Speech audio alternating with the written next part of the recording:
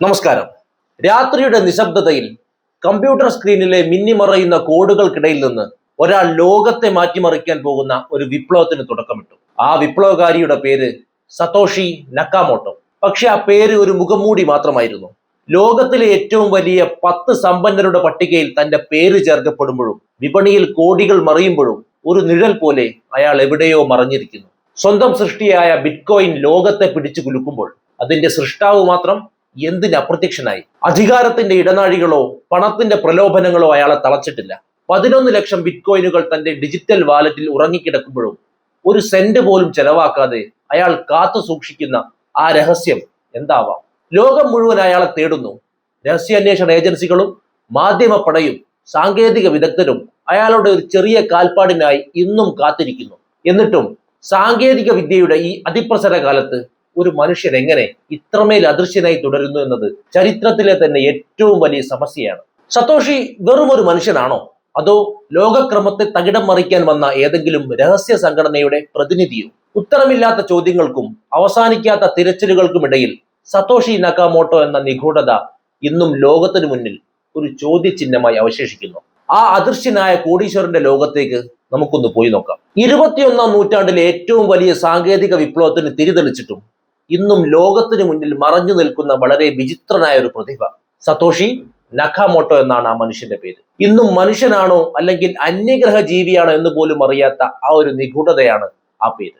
ലോകത്തിലെ അതിസമ്പന്നരുടെ പട്ടികയിൽ Forbes magazine പലപ്പോഴും ഉൾപ്പെടുത്താറുള്ള ആ പേരിന് പിന്നിൽ ഒരു മനുഷ്യനാണോ അതോ ഒരു കൂട്ടം ശാസ്ത്രജ്ഞനാണോ എന്ന ചോദ്യത്തിന് ഇന്നും ലോകത്തിന് ഉത്തരമില്ല.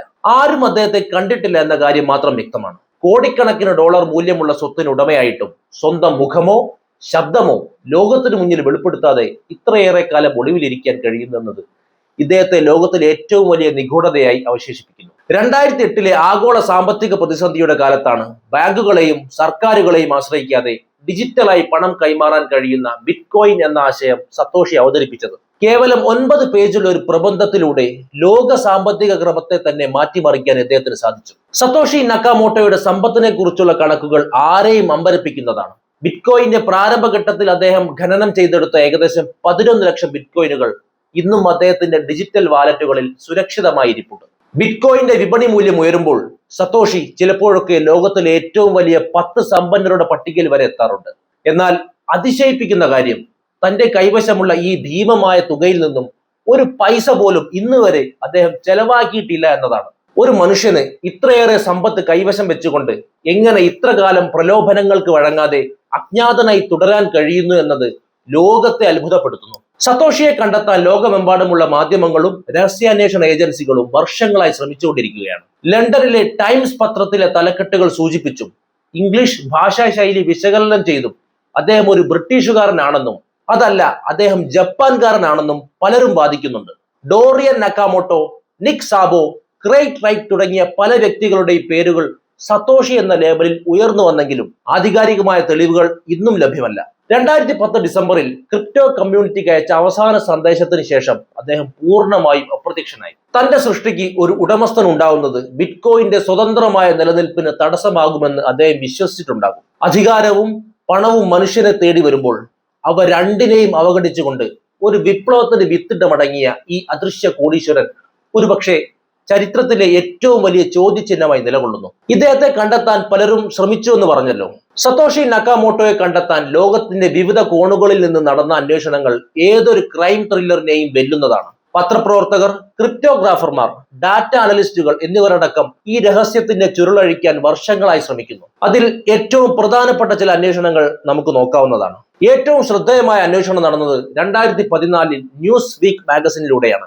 മാസങ്ങളോളം നീണ്ട തിരച്ചിലിനൊടുവിൽ അവർ കാലിഫോർണിയയിൽ താമസിക്കുന്ന ഡോറിയൻ സതോഷി നക്കാമോട്ടോ എന്ന 64-കാരനെ കണ്ടെത്തി. അദ്ദേഹത്തിന്റെ പേരും സതോഷി നക്കാമോട്ടോ എന്നായിരുന്നു. മുൻപ് ഡിഫൻസ് പ്രൊജക്ടുകളിൽ ജോലി ചെയ്തിരുന്ന ഒരു എഞ്ചിനീയർ ആയിരുന്നു അദ്ദേഹം. മാധ്യമ പ്രവർത്തകർ അദ്ദേഹത്തിന്റെ വീട് വളയുകയും വലിയ വാർത്തയാക്കുകയും ചെയ്തു. എന്നാൽ തനിക്ക് ബിറ്റ്കോയിനുമായി യാതൊരു ബന്ധവുമില്ലെന്ന് അദ്ദേഹം കണ്ണീരോടെ വെളിപ്പെടുത്തി. വൈകാതെ വർഷങ്ങളായി നിശബ്ദമായിരുന്ന സതോഷിയുടെ യഥാർത്ഥ ഓൺലൈൻ അക്കൗണ്ടിൽ നിന്ന് ഞാൻ ഡോറിയൻ നക്കാമോട്ടോ അല്ല എന്ന ഒരൊറ്റ വരി സന്ദേശം പ്രത്യക്ഷപ്പെട്ടു. അതോടെ ആ അന്വേഷണം വഴിമുട്ടി. മറ്റൊരു പ്രധാന അന്വേഷണം വിരൽ ചൂണ്ടുന്നത് ഹാൽ ഫിന്നി എന്ന പ്രശസ്ത ക്രിപ്റ്റോഗ്രാഫറിലേക്കാണ്.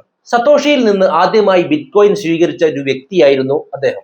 അദ്ദേഹത്തിന്റെ എഴുത്തു ശൈലിയും സതോഷിയുടെ ശൈലിയും തമ്മിൽ വളരെ സാമ്യമുള്ളതായി ഭാഷാ വിദഗ്ധർ കണ്ടെത്തി. രസകരമായ വസ്തുത, മുകളിൽ പറഞ്ഞ ഡോറിയൻ നക്കാമോട്ടോയുടെ വീടിന് തൊട്ടടുത്തായിരുന്നു ഹാൽ ഫിന്നിയും താമസിച്ചിരുന്നത്. അയൽക്കാരന്റെ പേര് സതോഷി ഒരു നിഗൂഢനാമമായി സ്വീകരിച്ചതാകാം എന്നതായിരുന്നു നിഗമനം. എന്നാൽ 2014 അദ്ദേഹം അന്തരിച്ചതോടെ ആ വാദവും പൂർണ്ണമായി തെളിയിക്കാനായില്ല. ക്രെയ്ഗ് റൈറ്റ് എന്ന ഓസ്ട്രേലിയൻ കമ്പ്യൂട്ടർ ശാസ്ത്രജ്ഞൻ താനാണ് സതോഷി എന്ന് അവകാശപ്പെട്ട് രംഗത്തെത്തിയത് വലിയ വിവാദമായിരുന്നു. അദ്ദേഹം ചില തെളിവുകൾ ഹാജരാക്കിയെങ്കിലും അവയെല്ലാം വ്യാജമാണെന്ന് ക്രിപ്റ്റോ വിദഗ്ധർ പിന്നീട് കണ്ടെത്തി. അടുത്തിടെ 2024 ബ്രിട്ടനിലെ ഒരു കോടതി അദ്ദേഹം സതോഷിയല്ല എന്ന് ഔദ്യോഗികമായി വിധിച്ചു. സതോഷിയുടെ പേരിൽ അദ്ദേഹം നടത്തിയ നിയമ പോരാട്ടങ്ങൾ കോടതി തള്ളിക്കളയുകയായിരുന്നു. സതോഷി ഉപയോഗിച്ച ഇംഗ്ലീഷ് പദങ്ങൾ, അദ്ദേഹം സന്ദേശം അയച്ച സമയം, അതായത് ഉറങ്ങുന്ന സമയം ഏത് മേഖലയിലാണെന്ന് കണ്ടെത്തുവാൻ വേണ്ടി, കൂടാതെ അദ്ദേഹത്തിന്റെ പ്രോഗ്രാമിംഗ് ശൈലി എന്നിവയെല്ലാം ഉപയോഗിച്ച് വിശകലനങ്ങൾ നടന്നിട്ടുണ്ട്. ഇംഗ്ലണ്ടിലെയും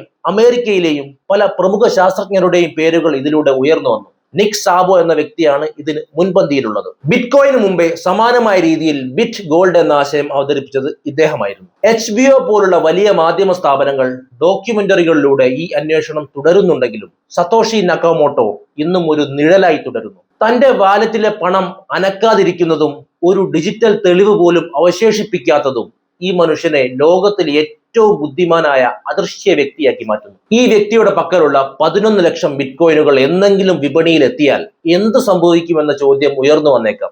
സതോഷി നക്കാമോട്ടോയുടെ കൈവശമുള്ള ആ 11 ലക്ഷം ബിറ്റ്കോയിനുകൾ പെട്ടെന്നൊരു ദിവസം വിപണിയിലേക്ക് എത്തുകയോ വിൽക്കപ്പെടുകയോ ചെയ്താൽ അത് ആഗോള സാമ്പത്തിക വിപണിയിൽ വലിയൊരു സുനാമി തന്നെ സൃഷ്ടിക്കും എന്ന് സാമ്പത്തിക വിദഗ്ധർ അഭിപ്രായപ്പെടുന്നു. സാമ്പത്തിക ശാസ്ത്രത്തിലെ ലളിതമായ തത്വം ഡിമാൻഡും സപ്ലൈയും എന്നതാണ്. നിലവിൽ ബിറ്റ്കോയിന്റെ വിതരണം പരിമിതമാണ്.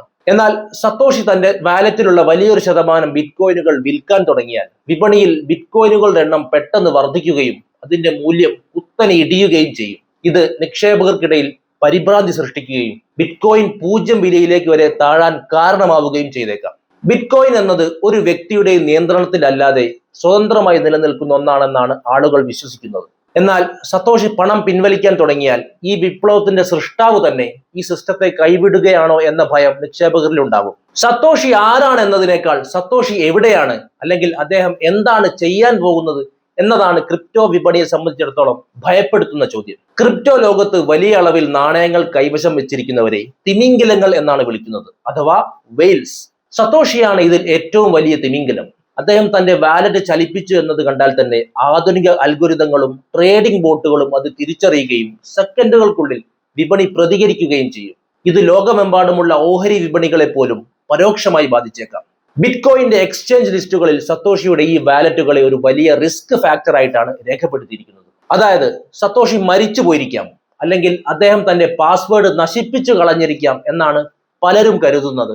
അങ്ങനെയാണെങ്കിൽ ഈ 11 ലക്ഷം ബിറ്റ്കോയിനുകൾ എന്നേക്കുമായി നഷ്ടപ്പെട്ടവയാണ്. ഇത് വിപണിക്ക് ഒരു തരത്തിൽ ആശ്വാസമാണ്. സതോഷി തന്റെ സമ്പത്ത് ഒരു കാലത്തും ഉപയോഗിക്കില്ല എന്ന ഉറച്ച തീരുമാനത്തിലാണ് അപ്രത്യക്ഷനായതെന്ന് അദ്ദേഹത്തെ അടുത്തറിയാവുന്നവർ വിശ്വസിക്കുന്നു. തന്റെ സൃഷ്ടി ലോകത്തിന് നൽകിയ ഒരു സമ്മാനമായി അദ്ദേഹം ഇതിനെ കാണുന്നുണ്ടാകും. ഇത്രയും വലിയൊരു തുക, ഏകദേശം $70 മില്യൺ മുകളിൽ തൊടാതെ ഇരിക്കാൻ ലോകത്ത് സതോഷിക്ക് മാത്രമേ സാധിക്കൂ. സതോഷിയെ കുറിച്ചുള്ള നിങ്ങളുടെ അഭിപ്രായങ്ങൾ കമന്റ് ചെയ്യൂ. മറ്റൊരു വീഡിയോയുമായി വീണ്ടും കാണാം. നന്ദി.